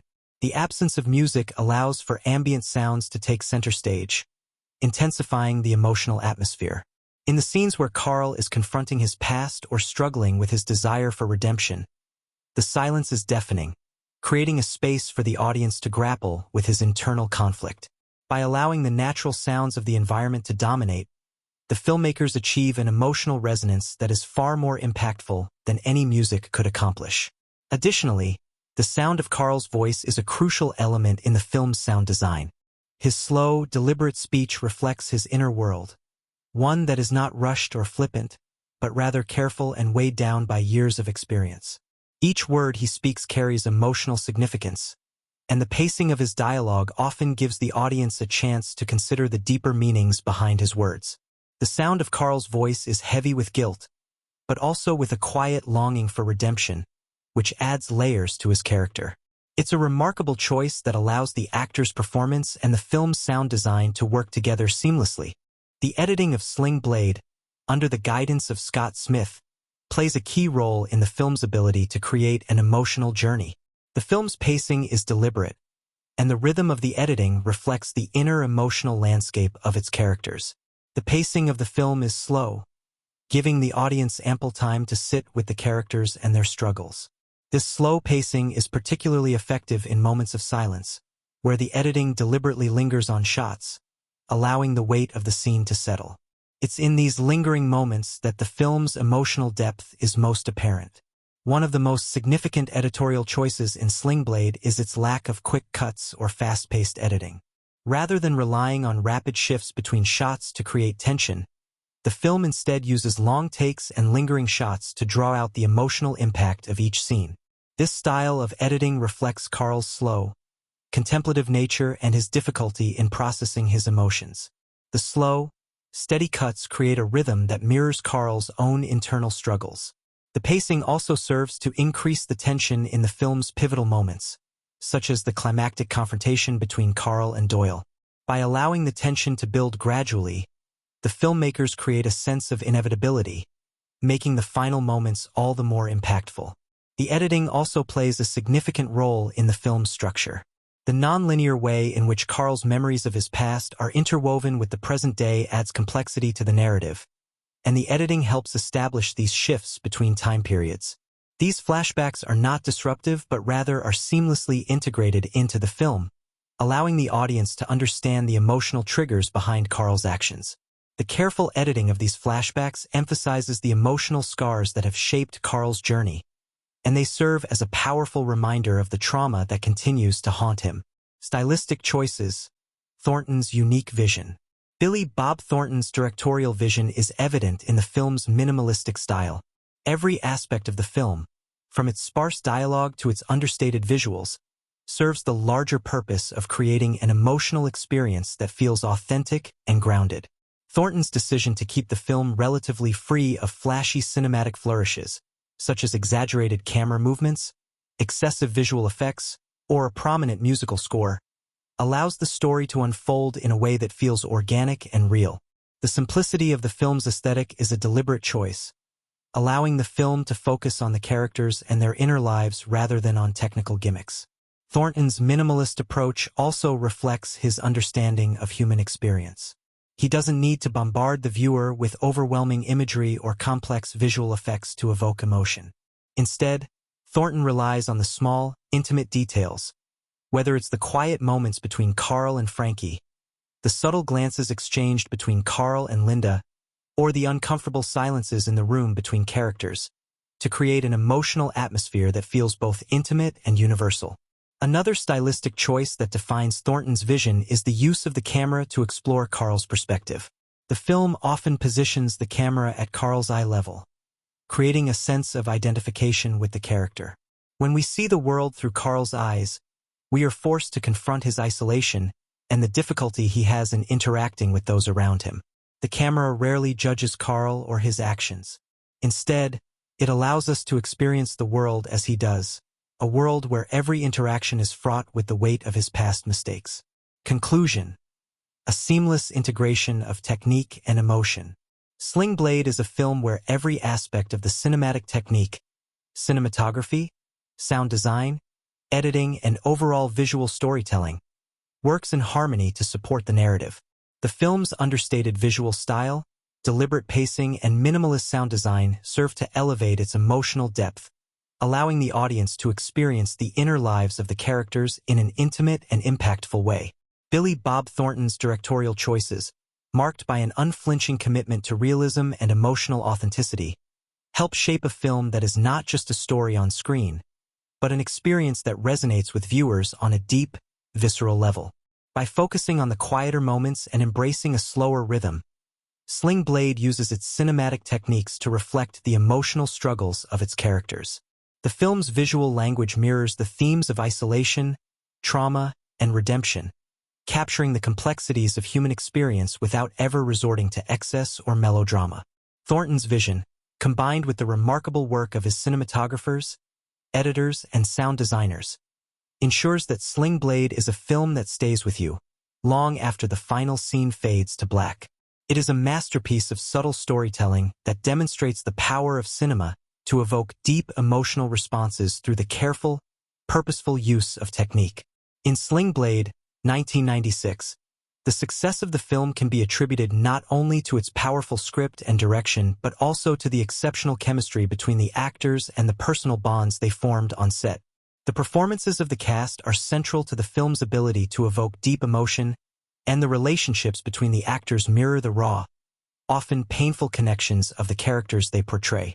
From Billy Bob Thornton's masterful portrayal of Carl Childers to the tender, unspoken bond between him and young Frankie, Lucas Black. The chemistry between the actors elevates the film to an emotionally rich, unforgettable experience. The heart of Sling Blade, Billy Bob Thornton and the role of Carl Childers. Billy Bob Thornton's portrayal of Carl Childers is arguably one of the most iconic performances in modern cinema. The role of Carl, a man released from a psychiatric hospital after 25 years for a brutal crime he committed as a child, required a level of nuance that was not easy to achieve. Thornton, known primarily as a writer and director at the time, took on this challenging role with a sense of dedication that transformed the character into a complex, human figure rather than just a troubled or tragic stereotype. Thornton's preparation for the role of Carl was intense and immersive. According to various interviews, he spent significant time studying people who had been affected by trauma and had developed distinctive speech patterns as a result. He took inspiration from individuals who had been affected by mental and emotional trauma, including those with brain injuries. Carl's speech, marked by his slow, deliberate manner, was a direct reflection of the inner turmoil he carries. Thornton said in interviews that he wanted the audience to feel Carl's humanity, despite his past crimes. This required a fine balance between portraying a man who was once a killer and a person who is attempting to reconcile with the world and his own actions.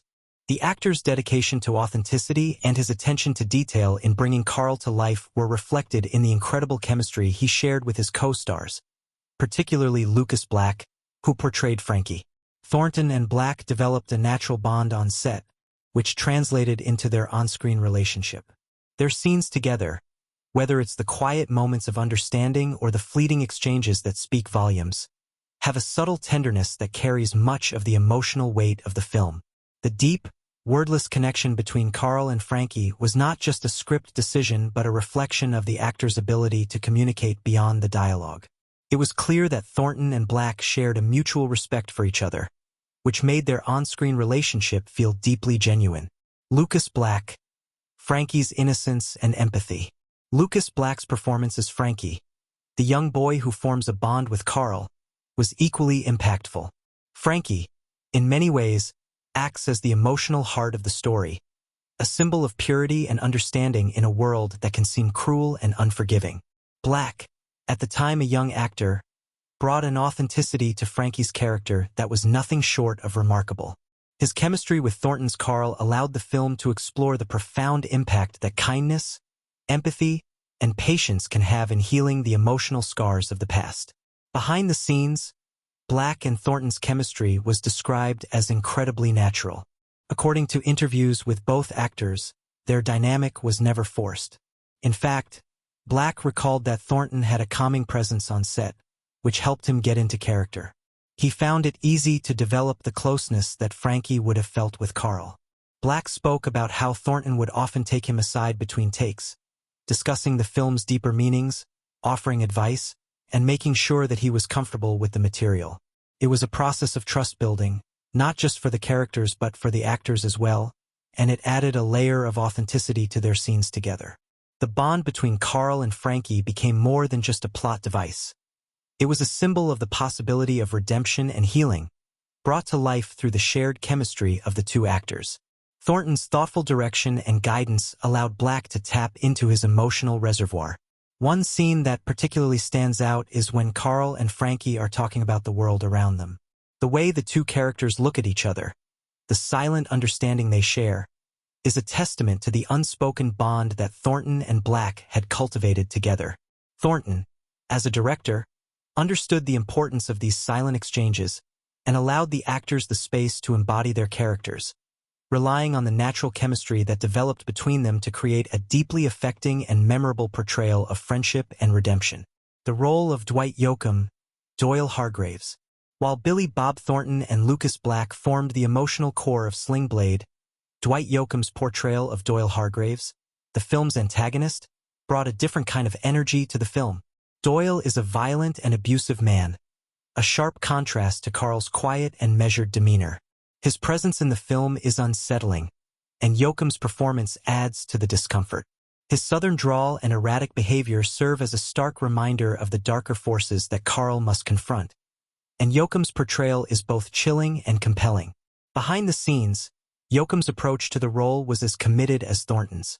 In interviews, Yoakam spoke about the importance of making Doyle a character that felt real, rather than just a caricature of an abusive man. He focused on understanding Doyle's anger and resentment, realizing that beneath his volatility, there was a history of pain. This approach allowed him to craft a performance that made Doyle not just the villain but a man who, while deeply flawed, could still be understood in the context of his past and present circumstances. The chemistry between Yoakam and Thornton was one of opposites. The quiet, methodical nature of Carl was at odds with the loud, volatile energy of Doyle, but this contrast created an engaging dynamic. Thornton's direction allowed the tension between the two actors to grow naturally. The confrontational scenes between Carl and Doyle, especially the pivotal moment in the garage, are charged with an intensity that comes from both the script and the palpable friction between the actors. Yoakam's unpredictable nature created an underlying tension in the film, making every encounter with his character feel like a confrontation that could spiral into violence at any moment. The unpredictability of Doyle's actions mirrors the film's central theme of how the past shapes the present, and how much of the past is locked inside characters who are trying to move forward. The supporting cast, bringing depth to the story. While Thornton, Black, and Yoakam take center stage in Sling Blade, the supporting cast, particularly J.T. Walsh as the sympathetic and tragic character of Charles Bushman, and Robert Duvall in a cameo as a hospital staff member, adds depth and richness to the film. J.T. Walsh's portrayal of the meek, well-intentioned Charles, who opens his home to Carl and helps him reintegrate into society, is a performance marked by empathy. Walsh's ability to play a quiet, ordinary man with a sense of honor and compassion made Charles a figure that audiences could trust in the harsh world of the film. His tragic fate adds weight to Carl's journey and highlights the dangers that people like Carl face when trying to break free from their past. Robert Duvall, though appearing in a smaller role as a hospital administrator, brings an air of authority and wisdom to the film. His few scenes serve as a reminder of the bureaucratic world in which Carl must find his place after his release. Duvall's character symbolizes the institutional nature of the world Carl is re-entering, a world that views him as a criminal rather than a man seeking redemption. Audience reactions. A mixed reception at first, but lasting legacy. Upon its initial release, Sling Blade was met with a range of reactions, both from critics and audiences. The film's somber tone, slow pacing, and unusual structure led some viewers to find it difficult to engage with, while others were captivated by its quiet intensity and emotional depth. However, it didn't take long for the film to find its audience, particularly after its release on home video. Critics and film enthusiasts praised Thornton's portrayal of Carl Childers, with many calling it one of the best performances of the decade. The film's success was also largely driven by its themes of redemption, forgiveness, and the possibility of change, concepts that resonated with many viewers, especially in the mid-90s, a time of cultural and social reflection. The film's treatment of mental illness, trauma, and the complexities of the human condition struck a chord with audiences, leading it to be celebrated as a work of great emotional power. As the years passed, Sling Blade only gained more respect and admiration, particularly for its performances and its authenticity. It became a cult classic, often cited as one of the greatest films of the 1990s. Billy Bob Thornton's decision to write, direct, and star in the film remains a testament to his multifaceted talent and his ability to create a deeply humanistic story. Behind-the-scenes bonding, a personal journey. The behind-the-scenes chemistry between the cast also played a crucial role in the film's success. The cast and crew developed a strong sense of camaraderie, and many of the actors became lifelong friends after the film's production. Thornton's personal connection to the story, having written the screenplay based on his own experiences and observations, helped foster a shared sense of purpose among the cast. The film's small-budget nature also encouraged collaboration and a strong work ethic, as everyone involved was passionate about bringing the story to life. In interviews, Thornton often spoke about the emotional weight of the film's themes, noting that making Sling Blade was a deeply personal journey for him. The cast and crew were united by a shared desire to tell an authentic story, and this collective commitment to the film helped create the powerful emotional resonance that Sling Blade is known for. Conclusion: a lasting legacy. The chemistry between the cast members, particularly between Billy Bob Thornton and Lucas Black, was vital to the success of Sling Blade. Their genuine connection on and off-screen allowed the film to transcend its simplistic plot and become a deeply emotional exploration of trauma, redemption, and the human need for connection. The behind-the-scenes relationships, grounded in mutual respect and a shared dedication to the story, only strengthened the performances that brought the characters to life. Thornton's direction and his commitment to authenticity gave each actor the space to fully inhabit their role, resulting in performances that continue to resonate with audiences today. Sling Blade remains a timeless film, one that captured the human experience with nuance and sincerity, qualities that still hold true for audiences who experience it years after its release. The movie's legacy and cultural impact. Released in 1996, Sling Blade quickly earned its place in cinema history, leaving a lasting imprint on the film industry, its genre, and pop culture. At the time of its release, the film garnered attention for its raw, unflinching look at themes of redemption, mental illness, and human connection. What began as a modest independent film, created by Billy Bob Thornton, soon transcended its humble beginnings and became a cultural touchstone. It's a film that continues to resonate with audiences and critics alike, solidifying its legacy in the annals of American cinema. Influence on its genre. Sling Blade stands out as a hallmark of the 1990s indie film boom, a period when filmmakers were given more creative freedom and opportunities to explore unconventional stories outside the bounds of mainstream Hollywood. The film helped redefine what an independent drama could be, combining emotional depth with an exploration of characters typically relegated to the margins of society. Its success demonstrated that audience interest in character-driven stories, even those that were slower-paced or more introspective, could thrive. In a time dominated by high-concept blockbusters and action-packed spectacles, Sling Blade proved that a story grounded in complex characters, emotional tension, and subtlety could captivate both critics and mainstream audiences. The film also helped cement the genre of the Southern Gothic drama as a significant and influential part of American cinema, drawing heavily on themes and settings traditionally associated with Southern Gothic literature, such as a focus on rural life, broken families, and the weight of the past. Sling Blade placed these elements front and center on the big screen. The film's tone, at times tragic and at times hopeful, reflected the kind of deep personal struggles that are often found in this subgenre, while also highlighting the harsh beauty of the American South. Films like The Sweet Hereafter, 1997, and The Apostle, 1997, followed in a similar vein, tapping into the Southern Gothic narrative that Sling Blade had so successfully revived for the modern film era.